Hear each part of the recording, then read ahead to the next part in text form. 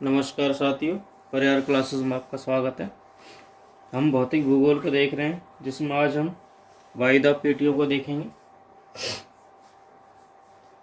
वायुदाब पेटियां मुख्यतः दो प्रकार की होती हैं, या तो वह उच्च वायुदाब पेटी होगी या निम्न वायुदाब पेटी होगी। ये वायुदाब पेटी होती क्या है, यानी कि जहाँ पर हवा का दबाव ज़्यादा होगा वह उच्च वायुदाब पेटी होगी, और जहाँ पर वायु का दाब या हवा का दाब कम होगा वह निम्न वायुदाब पेटी होगी।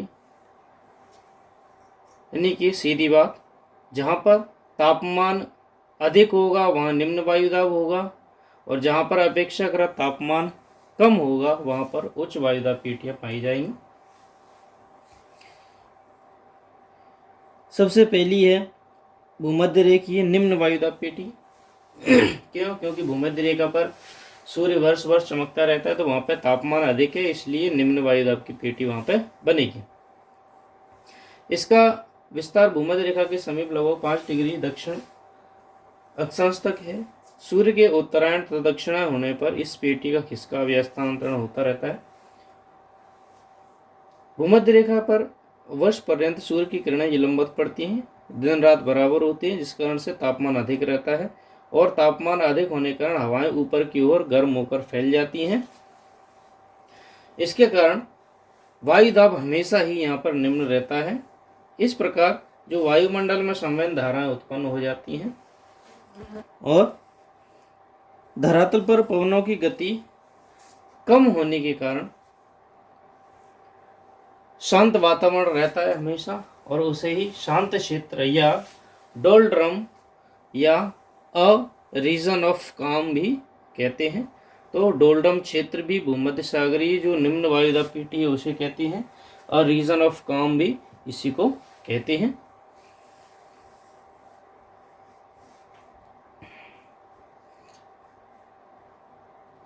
अगली है उपोष्ण उच्च वायुदाब पेटी। ये दोनों ही गोलार्धों में पाई जाएगी, 30 डिग्री अक्षांश से लेकर के 35 डिग्री अक्षांशों के मध्य। शीतकाल में 2 महीने छोड़कर वर्ष भर यहाँ पर तापमान रहता है, उच्च तापमान रहता है। अधिक तापमान रहते हुए यहाँ पर उच्च वायुदाब पाया जाता है। यहाँ पर वायुदाब तापमान से संबंधित न होकर के पृथ्वी की दैनिक गति से तथा वायु के अवतरण से संबंधित है। वायु का अवतरण यानी कि यहाँ पर जो भूमध्य रेखीय क्षेत्र से वायु उठती है वो यहाँ पर आके गिरती है, इस कारण से, और पृथ्वी की दैनिक गति के कारण यहाँ पर वायुदाब अधिक रहता है। भूमध्य रेखा से लगातार उठती हुई पवनें पेटी इस पेटी में एकत्रित हो जाती हैं। साथ ही जो उपध्रुवीय निम्न वायुदाब पेटी की जो हवाएं हैं वे भी एकत्रित होकर यहाँ पर गिरने लग जाती हैं, जिसके कारण यहाँ का वायुदाब बढ़ जाता है। इस पेटी को घोड़े का अक्षांश या हार्स लैटिट्यूड भी कहते हैं। तो याद रखने वाली चीज है कि हार्स लैटिट्यूड किसे कहते हैं, जो कौन सी, देखिए दोबारा से, उपोष्ण उच्च वायुदाब पेटी है, जो ट्रॉपिकल हाई प्रेशर बेल्ट है उसे ही कहते हैं घोड़े की अक्षांश। क्योंकि प्राचीन काल में एक व्यापारी अपने पाल की जलयान द्वारा इंग्लैंड से ऑस्ट्रेलिया जा रहा था। मार्ग में क्या हुआ, मकर रेखा के निकट इसी पेटी में उसका जलयान फंस गया और डूबने लगा। इसलिए व्यापारी ने जहाज को बचाने के लिए घोड़े समुद्र में फेंक दिए। तभी से इस उच्च वायुदाब पेटी को घोड़े का अक्षांश भी कहा जाता है। अगली है ध्रुवीय उच्च वायुदाब पेटी। क्यों? क्योंकि ध्रुवों पर तापमान कम रहता है, इसलिए वहां पर उच्च वायुदाब पेटी पाई जाती है। ध्रुवों पर कठोर शीत वातावरण रहता है और उच्च वायुदाब पेटी पाई जाती है। उपध्रुवीय निम्न वायुदाब पेटी यानी कि ध्रुवों के जस्ट नीचे वाला क्षेत्र, जो कि 60 डिग्री अक्षांश से लेकर 65 डिग्री अक्षांशों के बीच पाया जाता है। तापमान कम पाया जाता है, फिर भी वायुदाब कम होता है, क्योंकि पृथ्वी की जो भ्रमणशील गति है उसके कारण अक्षांशों पर वायु फैल जाती है। इसके कारण वायुदाब कम हो जाता है।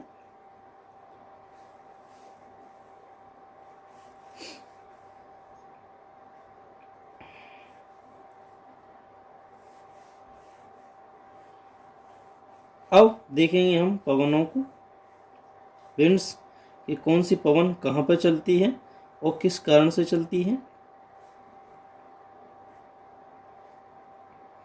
तो यहाँ पर कुछ पवनों की गति दी गई है। देखिए, ये पृथ्वी है,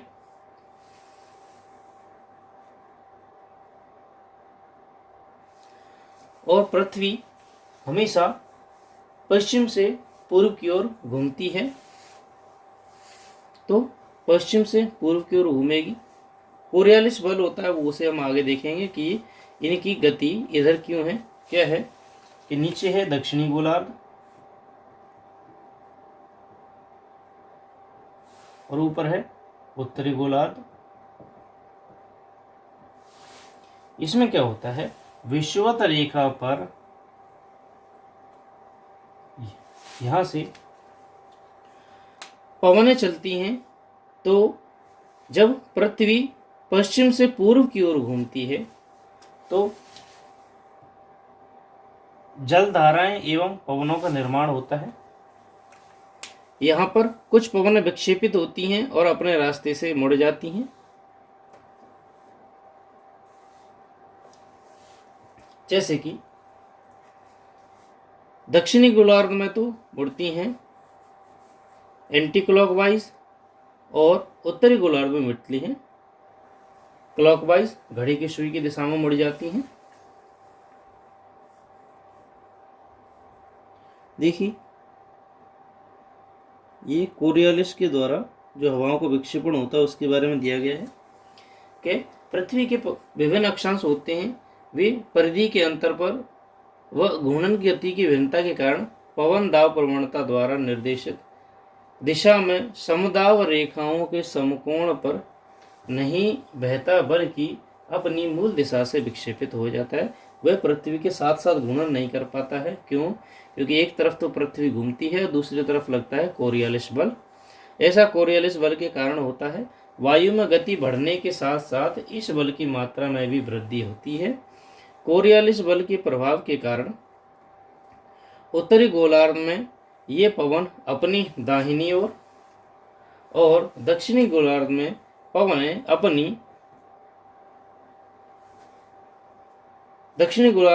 अपनी बाईं ओर विक्षेपित हो जाती हैं। यानी कि जैसे कि उत्तरी गोलार्ध में जब जाएंगे तो वे अपनी राइट हैंड साइड की ओर मुड़ जाएंगे, और जब दक्षिणी गोलार्ध की ओर जाएंगे तो वे अपनी लेफ्ट की ओर मुड़ जाएंगे, यानी कि पीछे की ओर छूट जाते हैं। सभी पवनें पीछे की ओर छूट जाएंगी। क्यों? क्योंकि पृथ्वी पूर्व से पश्चिम से पूर्व की ओर घूम रही है। चूंकि इस विशेषता को फेरल नामक फ्रांसीसी वैज्ञानिक ने सिद्ध किया था, अतः इसे फेसल का नियम या फेरल का नियम कहा जाता है।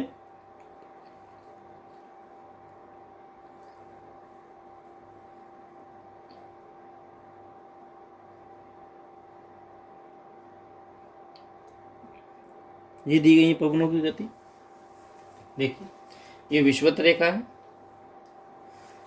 क्योंकि पृथ्वी इधर की ओर घूम रही है, पश्चिम से पूर्व की ओर घूम रही है, तो जब ये इधर आती है तो यहाँ से जो हवा चलेगी निम्न वायुदाब की ओर, तो वो यहाँ सीधी ना रुक करके इधर की ओर रह जाती है। क्यों? क्योंकि पृथ्वी इधर की ओर चल रही है। उसी प्रकार यहाँ से जो पवनें आ रही थी वे सीधी ना जा करके अपने रास्ते से इधर की ओर मुड़ जाती हैं,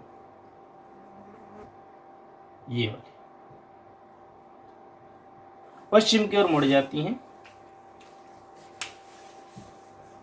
और इन्हीं को कहते हैं व्यापारिक पवनें, जो कि उत्तरी और दक्षिणी दोनों ही गोलार्धों में चलती हैं। पूर्व से पश्चिम की ओर चलती हैं ये पवनें विषुवत रेखा के चारों ओर के क्षेत्र में, डोलड्रम पेटी में। उत्तरी गोलार्ध में होंगे तो उत्तरी पूर्वी व्यापारिक पवनें, और दक्षिणी गोलार्ध में दक्षिणी पूर्वी व्यापारिक पवनें।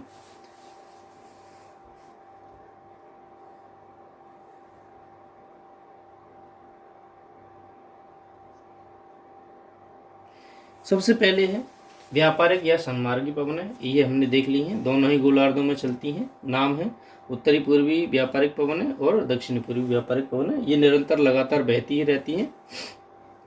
प्राचीन काल में इन पवनों के सहारे ही जो पानी के जहाज थे वे व्यापारियों के यहाँ पर आते थे, अतः इनको व्यापारिक पवनें कहा जाता है।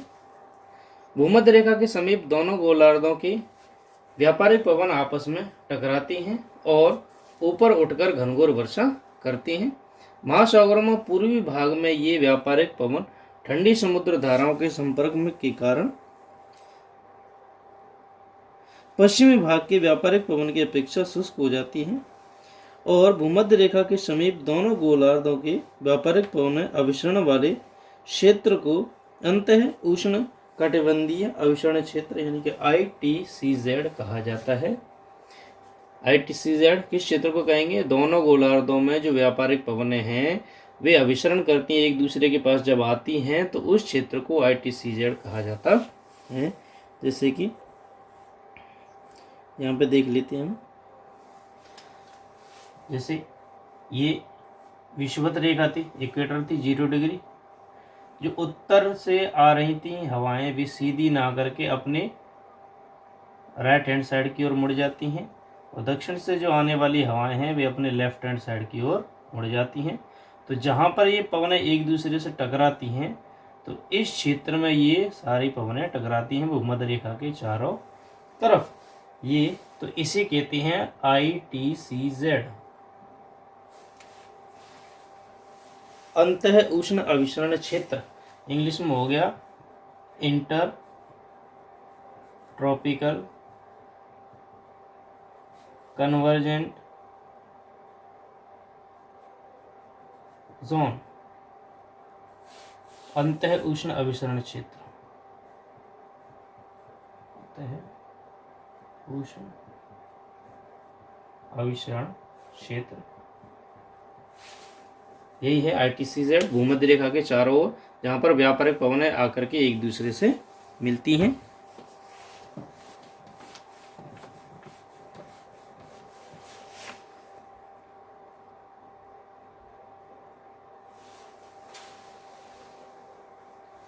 अगली हैं ध्रुवीय पवनें।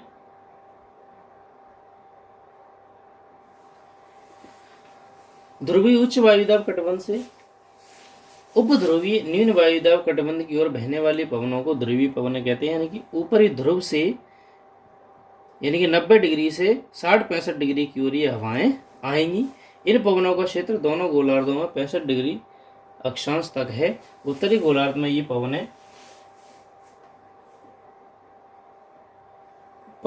से दक्षिण पश्चिम की ओर तथा दक्षिणी गोलार्ध में ये पवनें उत्तर पूर्व से दक्षिण पश्चिम की ओर बहती हैं। ये दिशा दी गई है।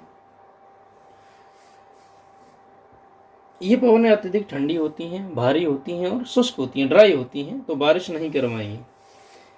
इनकी जलवाष्प ग्रहण करने की क्षमता भी बहुत कम होती है।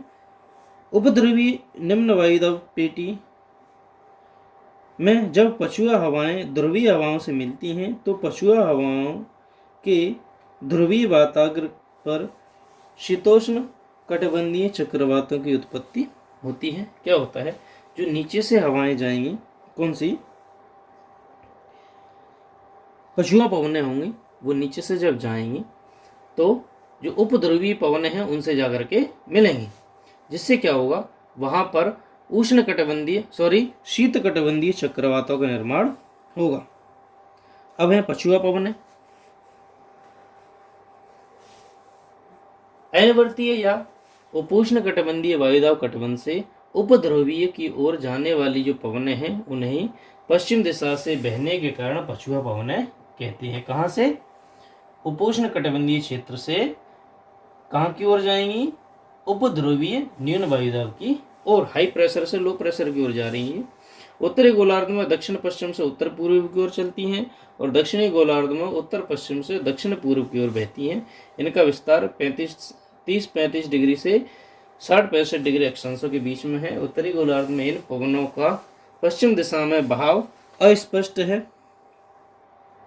यह अस्पष्ट बहाव उत्तरी गोलार्ध में विविध उच्चावचों यानी कि ऊंची नीची स्थल खंडों के कारण है।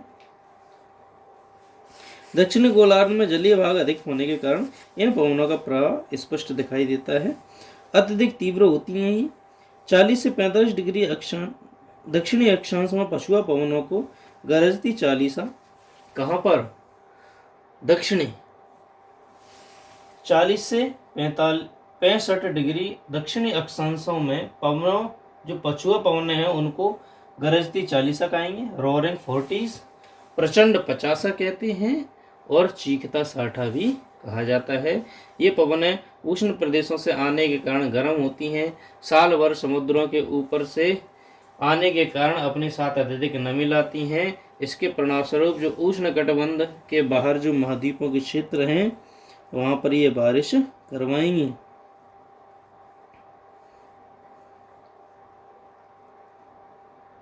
तो पश्चिमी तटों पर तो ये बारिश करवाएंगी, लेकिन ये कभी भी पूर्वी तटों पर बारिश नहीं करवाएंगी। ये कुछ पर्वतीय समीर एवं घाटी समीर हैं। पर्वतों पर चलने वाली समीरें पर्वतीय कहलाती हैं और घाटियों में चलने वाली घाटी कहलाती हैं। अब आएंगी मानसूनी पवनें। मानसून अरबी भाषा का शब्द है जिसमें मौसम शब्द से बना है, जिसका अर्थ है मौसम। अतः ये पवनें मौसम के अनुसार चलती हैं और 6 महीने में समुद्र से स्थल की ओर तथा 6 महीने स्थल से समुद्र की ओर चलती हैं मानसूनी पवनें। इनका क्षेत्र व्यापारिक पवनों का प्रदेश है, क्योंकि व्यापारिक पछुआ पवनें होती हैं उनके क्षेत्र में ही चलती हैं।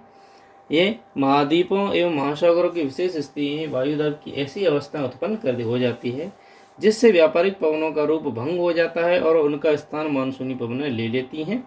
ग्रीष्म में ये पवनें समुद्र से स्थल की ओर चलती हैं, जिन्हें ग्रीष्मकालीन मानसून कहा जाता है। शीत ऋतु में ये पवनें स्थल से समुद्र की ओर चलती हैं, जिन्हें शीतकालीन मानसून कहा जाता है। मानसूनी पवनें भारत, पाकिस्तान, बांग्लादेश, श्रीलंका, म्यांमार, अरब सागर, बंगाल की खाड़ी आदि दक्षिणी पूर्वी एशिया, उत्तरी ऑस्ट्रेलिया, चीन और जापान की ऊपर से बहती हैं। तो आज की वीडियो में सिर्फ इतना ही। अगली वीडियो में हम विश्व की प्रमुख हवाओं को देखेंगे। वीडियो को अंत तक देखने के लिए धन्यवाद। Thank you.